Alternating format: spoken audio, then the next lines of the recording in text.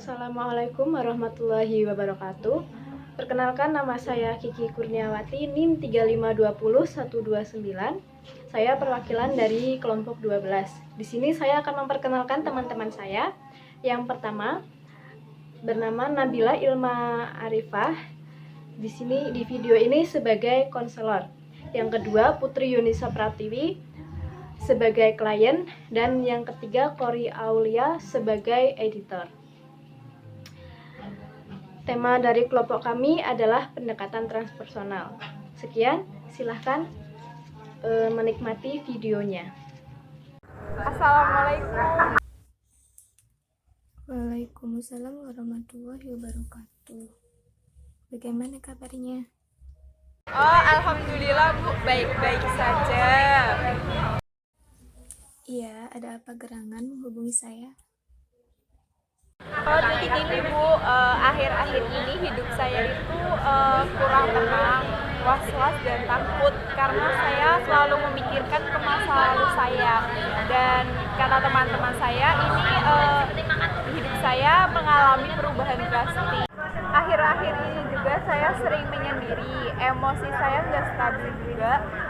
Terus saya takut ini tuh berpengaruh sama kehidupan saya dan lingkungan saya. Setiap manusia di dalam kehidupan sehari-hari itu pasti pernah yang merasa kecewa, gagal, atau kenyataan yang tidak sesuai dengan harapan yang sebelumnya. Kondisi ini itu dapat mengarahkan kita ke situasi yang dimana kita itu merasa tidak nyaman, sedih, cemas, ragu, ataupun bingung. Dan jika kondisi tersebut tidak kita sikapi dengan baik dan benar, maka akan memicu stres yang berkelanjutan. Sedangkan Islam mengenal stres itu sebagai bentuk cobaan yang diberikan Allah Subhanahu wa Ta'ala untuk menguatkan iman seorang hambanya. Jika kita sedang dalam situasi yang membuat kita merasa risih, tidak nyaman atas segala permasalahan yang terjadi, maka kita jangan terlebih dahulu tersulut emosi yang dapat memicu stres, tapi kita lebih tenang agar kita itu pikiran kita tuh lebih jernih saat mengambil sebuah keputusan.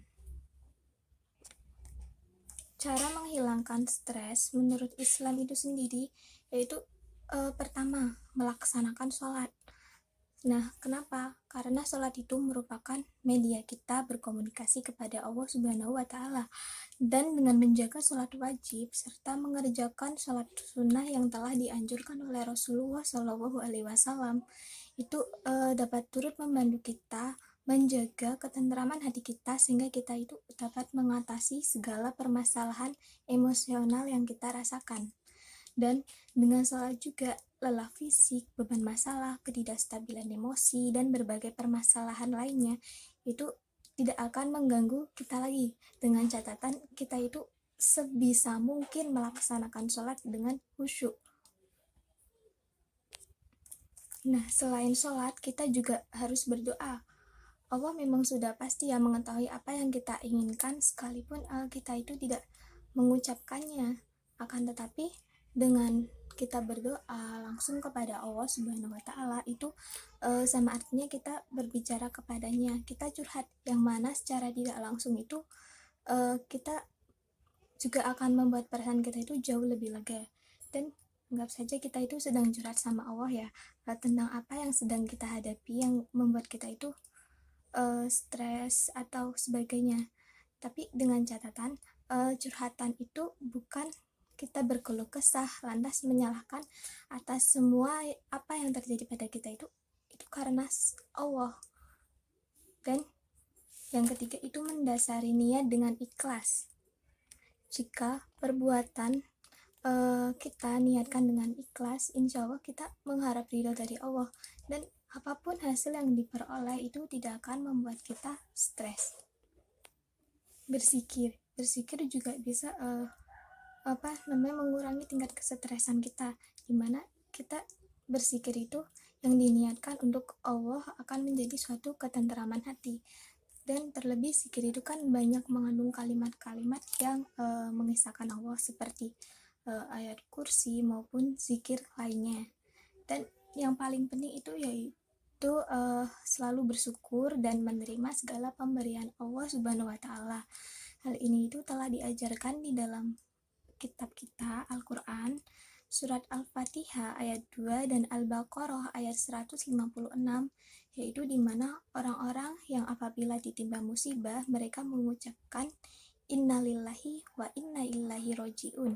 Kedua ucapan di atas sangat familiar di lidah kita. Demikian video simulasi yang dapat kami sampaikan.